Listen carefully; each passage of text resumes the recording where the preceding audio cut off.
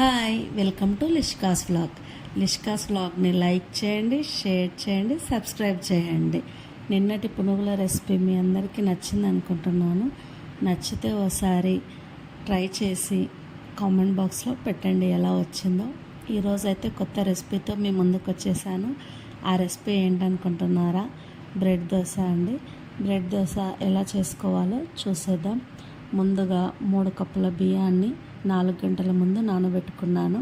3 కప్పుల బియ్యానికి కప్పున్నర అటుకులు, 1 టీ స్పూన్ మెంతులు నానబెట్టుకోవాలి. మనం నైట్ గ్రైండ్ చేసుకోవాలి. ఈ క్వాంటిటీకి నాకు 1/2 లీటర్ పెరుగు అయితే పట్టింది. పెరుగుతో గ్రైండ్ చేసుకోవాలి.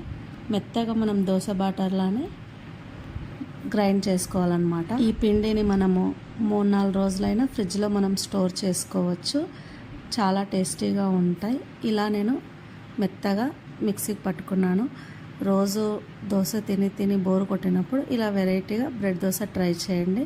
మీ అందరికీ నచ్చుతుంది. పిల్లలకి లంచ్ బాక్స్లో కూడా బాగుంటుంది బ్రెడ్ దోశ. నేను ఒక్కొక్కసారి బాక్స్లో కూడా పెట్టేస్తాను. దీనికి కాంబినేషన్గా పల్లీ టమాటా చట్నీ చేసుకున్నాను. ఈ పల్లీ టమాటా చట్నీ ఏంటంటే బాక్స్ కట్టినప్పుడు కూడా స్మెల్ రాకుండా ఉంటుంది. మధ్యాహ్నానికి టమాటా వేసుకుంటాం కాబట్టి పప్పులు వేసుకున్నామనుకో మధ్యాహ్నానికి స్మెల్ వచ్చేస్తుంది. నేను బాక్స్ కోసం అని చెప్పి టమాటా వేసుకుంటున్నాను. అందుకు పప్పులు వేయలేదన్నమాట. టమాటా పల్లి చట్నీ ఎలా చేసుకోవాలో చూసేద్దాం. ముందుగా టమాటా, పల్లి, పచ్చిమిర్చి సపరేట్గా వేయించుకున్నాను. నేనైతే టమాటాలో మాత్రం కొంచెం ఉప్పు వేసి మగ్గించుకున్నాను. తొందరగా మగ్గిపోతుందని చెప్పి మగ్గించుకున్నాను. ఈ చట్నీ బ్రెడ్ దోశకి కాంబినేషన్గా నేను ఎప్పుడైతే చేసుకుంటుంటాను. చాలా టేస్టీగా ఉంటుంది పల్లి టమాటా చట్నీ. 3 ఇంగ్రీడియంట్స్తోనే టేస్టీగా ఉంటుంది అన్నమాట. అందుకనే నేను ఇది బాక్స్లో కూడా బాగుంటుందని చెప్పి చేశాను. ఉప్పేసి మిక్సీకి పట్టేసుకోవడమే. తర్వాత పోపు పెట్టుకోవాలి. నేనైతే పల్లి టమాటా చట్నీ వేసుకుంటున్నాను. మీ ఇష్టం, మీరు ఏ చట్నీ అయినా చేసుకోవచ్చు. ఈ కాంబినేషన్కి, ఈ దోశకి కాంబినేషన్గా ఏ చట్నీ అయినా చేసుకోవచ్చు, బాగుంటుంది. నేను చల్లారనిచ్చి మిక్సీకి అయితే పట్టుకుంటున్నాను. జస్ట్ కొంచెం ఉప్పు వేసి మెత్తగా గ్రైండ్ చేసేసుకోవడం. రాగి దోశలు కూడా బాగుంటాయి. అటుకులు, రాగులు ఇలాగే 4 గంటల ముందు నానబెట్టుకొని పెరుగుతో గ్రైండ్ చేసి చేసుకుంటే చాలా టేస్టీగా ఉంటాయి. ఆ రెసిపీ కూడా ఒకసారి మీకు నేను చూపిస్తానండి. అవి కూడా ట్రై చేయండి. అట్లలాగా వేసుకోవాలి, దోశలా కాదు. మెత్తగా చాలా టేస్టీగా ఉంటాయి. నేనైతే రుబ్బుకున్న పిండిని నేను పక్కకు తీసుకుంటున్నాను. ఆ రోజుకి సరిపడంత నేను తీసుకుంటున్నాను. తీసుకున్న దీంట్లో తగినంత ఉప్పు, చిటికెడు సోడా ఎక్కువ వాడనమాట. అందుకనే పెరుగు ఎక్కువ వేసాను.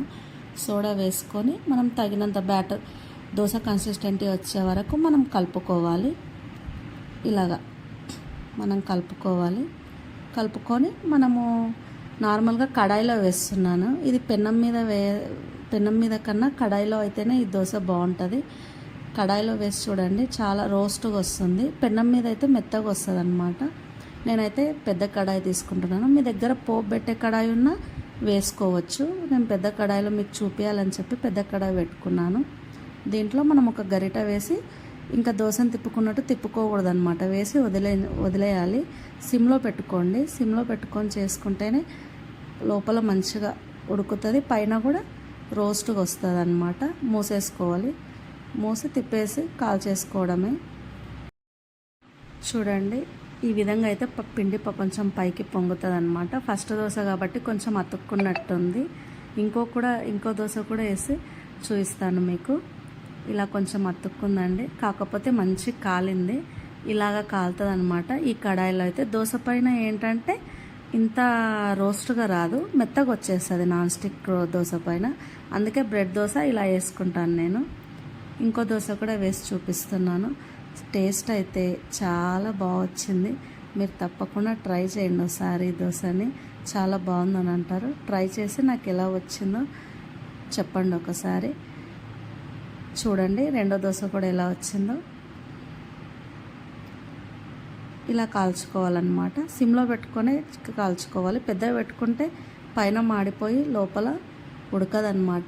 ఫైనల్గా అయితే మన బ్రెడ్ దోశ అండ్ టమాటా చట్నీ ఇలా రెడీ అయిపోయింది. చూడండి, మీకు చూస్తుంటేనే తెలుస్తుంటుంది ఎంత మెత్తగా, ఎంత ప్లఫీగా వచ్చినాయి దోశలు.